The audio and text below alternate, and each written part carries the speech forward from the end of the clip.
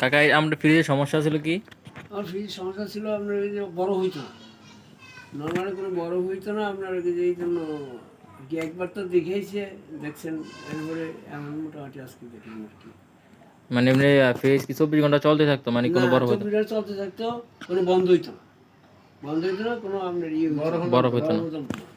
আচ্ছা, আমরা এই যে আমাদের এই এটা হলো 260 লিটার ফ্রিজ।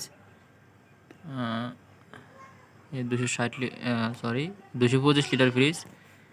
এই ফ্রিজটার সমস্যা ছিল ফিল্টার ব্লক হয়ে এই যে গ্যাস চলাচল করতে পারতো না। পরে আমরা গ্যাস চেঞ্জ করে ভিতরে চেম্বার ওয়াশ করে কন্ডেন্সার ওয়াশ করে নতুন একটা ফিল্টার লাগিয়ে এখন এই যে গ্যাস ঢুকিয়ে দিয়েছি। এখন ফ্রিজ রানিং আছে সম্পূর্ণ ওকে। এখন ফ্রিজটা চলতেছে,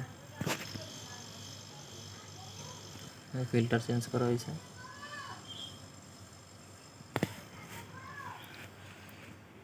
এখন ফ্রিজটা সম্পূর্ণ ওকে।